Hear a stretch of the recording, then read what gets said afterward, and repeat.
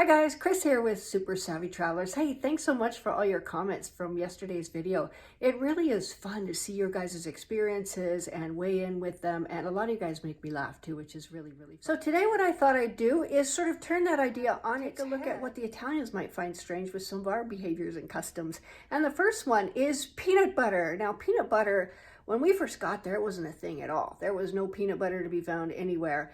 And then lately I found some peanut butter in the Conad. At one point I found a really good crunchy peanut butter from Florence, but once we bought all three jars of it, the rest were gone and there's just Jif left, and we're not big Jif fans. So we pretty much have to smuggle the Laura Scudders or buy it on Amazon, whichever works out the best for us. But yeah, peanut butter's not really done over there. There's Nutella, which is great stuff. There's hazelnut spreads. There's all kinds of spreads, just not peanut butter. Another thing that the Italians might find weird about some of our behaviors is things like big gulps. You know, people getting a big gulp and then drinking it while they walk or whatever.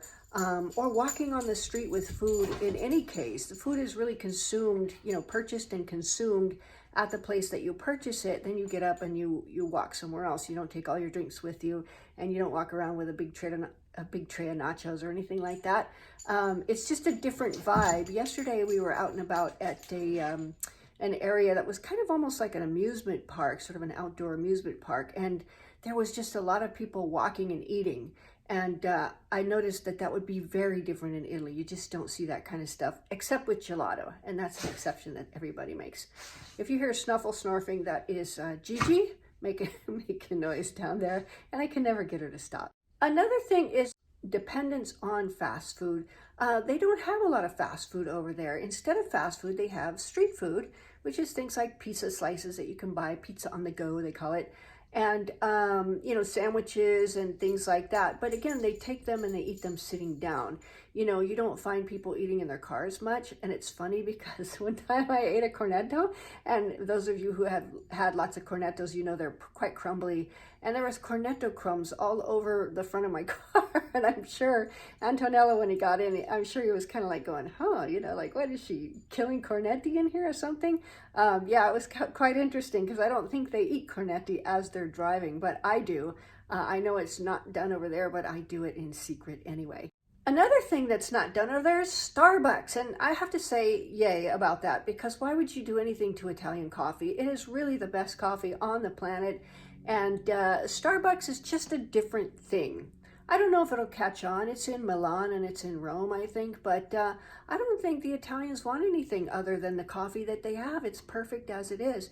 And in fact, in Belvedere Marittimo, there is a place, like almost a little gas station kind of thing, little cafe, that makes the best cappuccino I have ever had in my life. And I don't know, it's something about the milk that they use and the size of the bubbles. The bubbles are really small and smooth, and it's almost like velvet when you drink it. It's just amazing. So again, why would you mess with that? Starbucks is what Starbucks is, and people love it, but I love Italian coffee. And the last thing that I'm going to talk about, this is not something that everybody in America does, but it seems to somehow have gotten its nasty, vicious little roots in our culture, and that is body shaming. Or shaming on how somebody looks, which is just a weird concept to start with. It's so embedded in our culture that it's very hard to separate it out.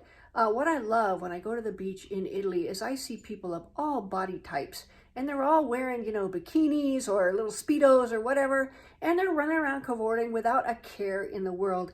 And one time I sat down and thought, what would it be like to put on like a bikini and go out and play in the sea without worrying about, you know, I wonder how my butt looks in this thing. Oh gosh, I have a roll of fat here, or this or that or something else. It's just so weird to have that concept. But when you're in Italy, when they look at you, they look at you. And I have never had anybody treat me any different because of the way I looked or my age or my gender or anything like that. People have always been really, really helpful. And honestly, when they look at you, they see you. They see you as the spiritual being, not your body, which it seems to me, and this is kind of how I like to look at things, is your body is the vehicle that you use to get around, but you are something totally different. And I love it when somebody looks right through and sees the real me. So again, not everybody in America does that, but it's something that I really would like to see gone. And we can look at each other as the wonderful beings that we are. In any case, hope this helps. I know you guys like these little list posts, so I'm going to do more of them. They're a lot of fun, and they get you looking at life in slightly different terms. See you soon.